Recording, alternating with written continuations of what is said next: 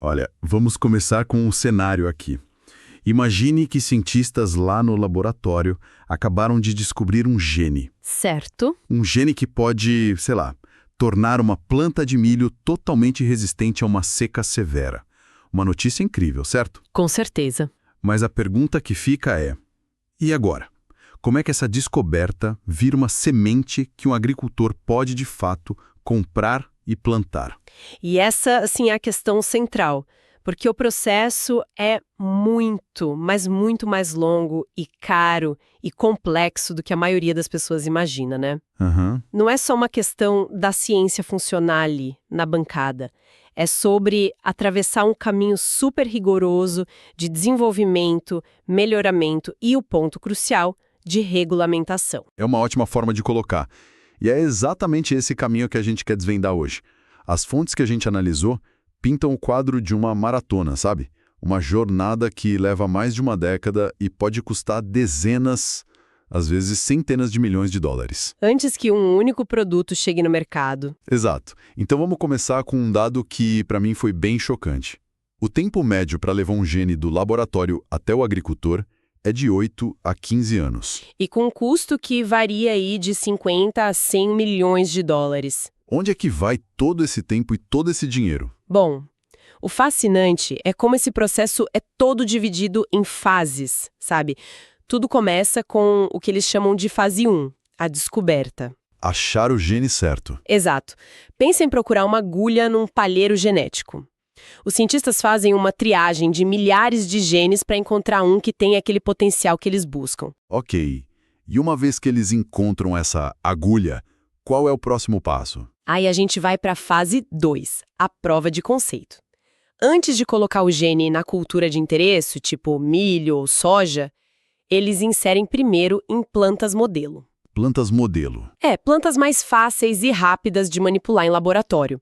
O tabaco, por exemplo, é super usado para isso. Peraí, tabaco. Parece tão aleatório. É uma ótima pergunta. É que o tabaco é tipo o rato de laboratório do mundo vegetal. Ele cresce rápido, é muito fácil de transformar geneticamente. Então, para um teste rápido, para ver se a ideia funciona, ele é perfeito. Entendi. É um teste mais barato e rápido, então. Exatamente. Depois que a prova de conceito funciona ali, aí sim o investimento pesado começa. Entramos na fase 3, de desenvolvimento. Que é quando a ideia vai para o mundo real da agricultura. Isso. É quando o gene é finalmente inserido na cultura de interesse.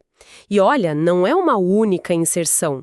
Eles criam centenas, às vezes milhares de plantas diferentes. Milhares. Por quê? Porque o lugar onde o gene se insere no genoma da planta faz toda a diferença.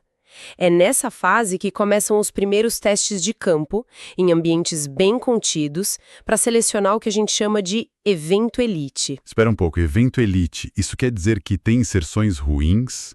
Eu achava que o gene só entrava e pronto. Perfeito! Uma inserção elite é aquela onde o gene entrou num lugar limpo do genoma, sabe? Não interrompeu nenhum gene importante da planta. Ah, entendi. E ele se expressa de forma estável, na intensidade certa e dá a característica que a gente quer, sem nenhum efeito colateral indesejado. Muitas inserções simplesmente não funcionam bem. Certo. Então, a gente tem a descoberta, a prova, o desenvolvimento e a seleção do evento perfeito. Até aqui, parece um caminho lógico para qualquer tecnologia. Sim. Mas, lendo as fontes, eu vi um número que me fez parar. Aparentemente, todo esse trabalho de criação é a parte, digamos, barata. É isso mesmo. E esse é o ponto que mais choca as pessoas. As fontes são bem claras. A fase de desregulamentação consome uns 40% do tempo total e, pasme, 70% do custo. 70%? 70%. Não é descobrir o gene nem colocar na planta que custa mais. É a burocracia. É provar que a invenção é segura. Nossa, isso muda completamente a perspectiva. Como é essa comprovação de segurança? Essa fase é, na verdade, a construção de um dossiê científico gigantesco para as agências reguladoras. Basicamente, ele responde a duas grandes perguntas. A primeira é: isso é seguro para comer? Ou seja, garantir que um milho com o novo gene ainda é milho, que não vai dar alergia, que não é tóxico. Exato. Fazem testes de toxicidade, potencial alergênico, uma análise completa da composição. Depois de provar isso, vem a segunda grande pergunta. Isso é seguro para o meio ambiente? E essa deve ser a outra metade da montanha de dados. É a maior parte, na verdade. Aqui entram os estudos para entender o impacto em organismos não-alvo, Tipo abelhas. abelhas, insetos benéficos, pássaros, organismos do solo, da água, tudo. Eles também avaliam se a planta pode virar uma erva daninha ou se o gene pode escapar para plantas parentes na natureza. É um trabalho exaustivo. Muito. E só depois que tudo isso é aprovado, o evento é considerado seguro para uso comercial. Mas veja bem, o produto final, a semente que vai para o agricultor, ainda não está pronta. Certo, vamos lá. Então a gente tem um gene aprovado, um evento seguro. Mas, como as fontes apontam, esse evento geralmente está numa variedade de planta que é boa para o laboratório, Uhum. mas não necessariamente a mais produtiva no campo. Como é que essa característica nova é transferida para as linhagens de elite que os agricultores já usam e confiam? Bom, existem basicamente dois caminhos. O mais clássico é a introgressão de traços, ou retrocruzamento. A analogia de um transplante de gene é perfeita aqui. Ok. Você tem a planta doadora, com um gene novo, e a planta recorrente, que é a linhagem de elite. Você cruza as duas, E aí? Imagino que não seja um cruzamento só. nem um pouco. O filho desse cruzamento vai ter 50% de cada pai. Para recuperar as qualidades da elite, você pega esse filho e cruza de volta com o pai de elite. De novo e de novo. E vai selecionando. Exato. A cada geração, você seleciona os descendentes que mantiveram o gene e cruza de novo. As fontes mostram que depois de umas 6 gerações, a nova planta é tipo 99,2% idêntica à original. 6 gerações. Isso pode levar anos, dependendo da planta. Pode sim, mas é aqui que a biotecnologia moderna brilha de novo. Com marcadores moleculares, os cientistas conseguem analisar o DNA dos descendentes. Ah, eles conseguem ver o genoma. Exatamente. E com isso, selecionam não só as plantas que têm o gene novo, mas as que, por sorte, já herdaram a maior parte do genoma da linhagem de elite. Isso acelera tudo. E acelera para quanto? O mesmo resultado de 99% de identidade pode ser atingido em só 3 gerações, em vez de 6. Que diferença. Entendi. Então o retrocruzamento é como instalar um aplicativo novo num celular que já existe e é ótimo. Ótima analogia. Mas e se você quisesse construir um celular novo já com esse aplicativo de fábrica? Tem algo assim? Tem sim, e a sua analogia descreve perfeitamente o segundo caminho. O melhoramento forward, ou direto, Certo. em vez de transplantar o gene. Ele é incluído desde o início num programa de melhoramento totalmente novo. A linhagem geneticamente modificada já entra como um dos pais e novas linhagens de elite são desenvolvidas do zero, já com o traço. Fascinante. Mas o processo técnico não é o único desafio, né?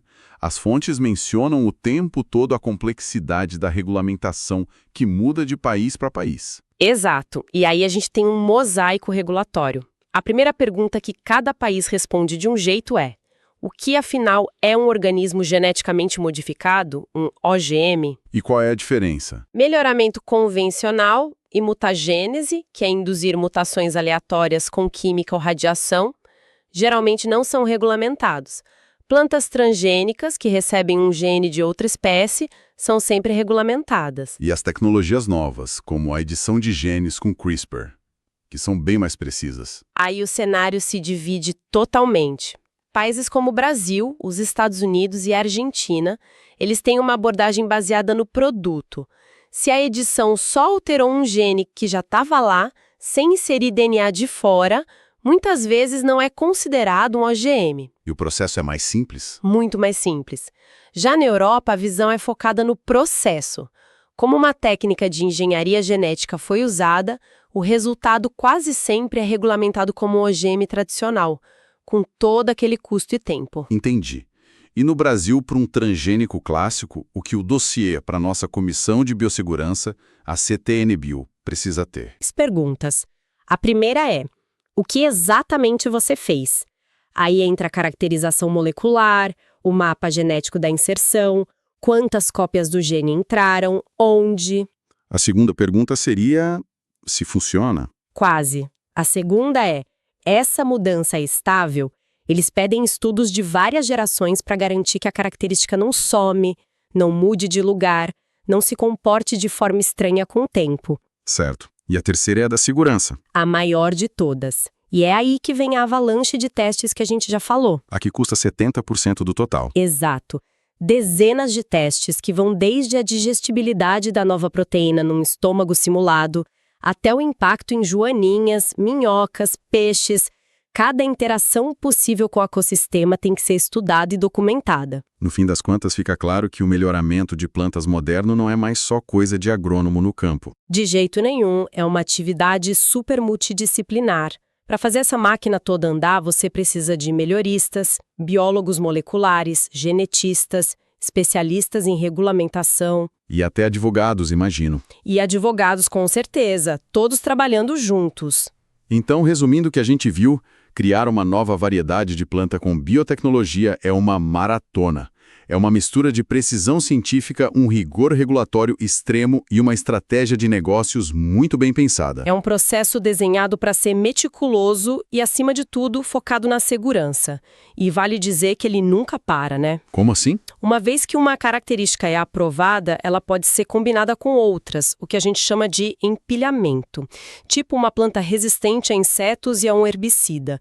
E o trabalho de introgressão para variedades novas e melhores é contínuo. Para fechar, as fontes deixam uma provocação no ar, né? A gente viu que o custo e o tempo da regulamentação são os maiores gargalos. Sem dúvida. Ao mesmo tempo, tecnologias como a edição de genes ficam cada vez mais precisas, tão sutis que a diferença entre uma mutação que poderia acontecer na natureza e uma guiada em laboratório fica muito tênue. Exatamente. A grande questão que fica para o futuro é como os sistemas regulatórios que foram criados lá na era dos transgênicos clássicos vão se adaptar a essa nova realidade. Como equilibrar a inovação com a garantia de segurança?